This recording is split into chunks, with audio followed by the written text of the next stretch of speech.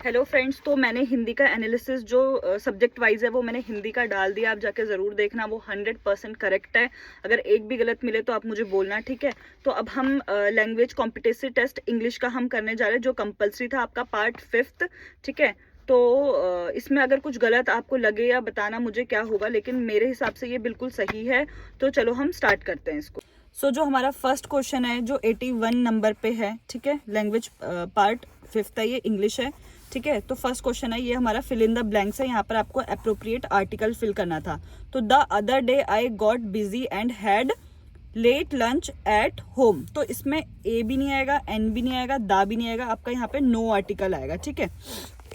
तो फर्स्ट का आपका 81 क्वेश्चन का फर्स्ट करेक्ट आपका no article, it is correct, okay.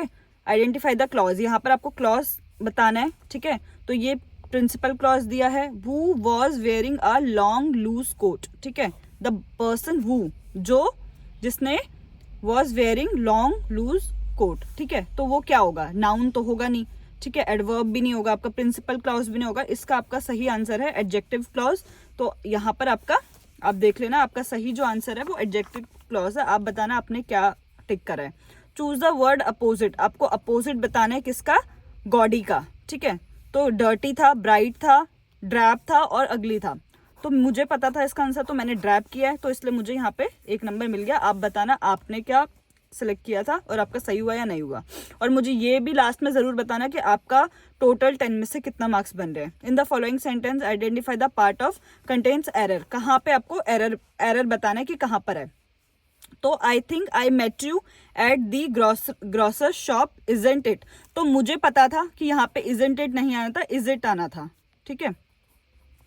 तो इसलिए ये इसका जो डी है करेक्ट है ना, डी गलत है, गलत पूछा था।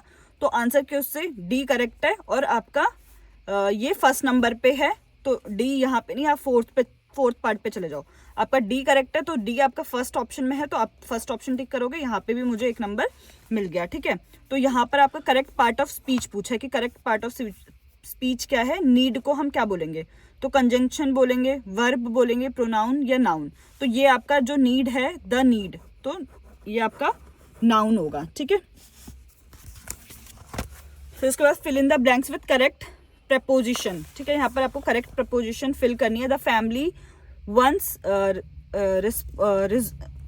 Reasonably prosperous in now stepped dash poverty. मतलब जो पहले प्रॉस्पर थी, अमीर थी, अच्छे खानदान से थी, अब वो कहाँ पे चले गई है, गरीबी में चले गई है, तो इन पुअर्टी, ठीक है।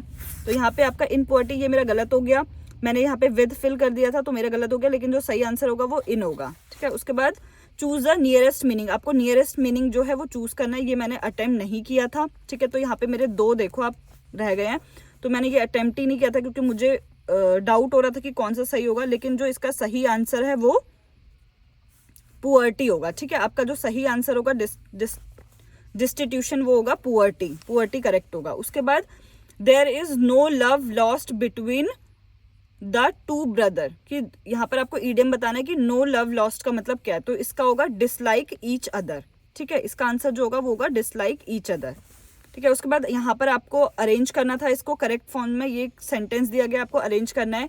तो when I asked the stranger without हाँ, when I asked the stranger, ये फर्स्ट नंबर पे आएगा। वो ही वॉज, ठीक है।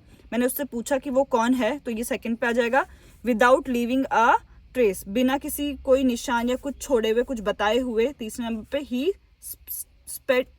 स्पीड अवे, ठीक है, वो वहां से चला गया। तो ये आपका 4th नंबर पे आएगा। तो इस हिसाब से आपको जो 4th आंसर है DCDAB, ठीक है, वो आपका करेक्ट होगा, ठीक है। नहीं सॉरी, ये आपका 3rd नंबर पे आएगा और जो बी है वो आपका 4th नंबर पे आएगा, ठीक है। ये 3rd और ये 4th, तो आपका ये करेक्ट सीक्वेंस होगा CDAB, ये आपका करेक्ट है। उसके बाद आपका एक्टिव वॉइस आपको दिया है, आपको उसको पैसिव वॉइस में कन्वर्ट करना है। तो वो taught you English at the college level, आपको किसने कॉलेज लेवल पे इंग्लिश सिखाई थी, उसको किस, मतलब वो पूछ रहा है, क्वेश्चन पूछ रहा है। तो ये क्वेश्चन है, तो वो का बाय हुम, ठीक है। By whom were you taught English at the college level. तो ये मेरा क्वेश्चन, ये मेरा आंसर सही था, तो यहाँ पे मेरे 1 नंबर बन गए।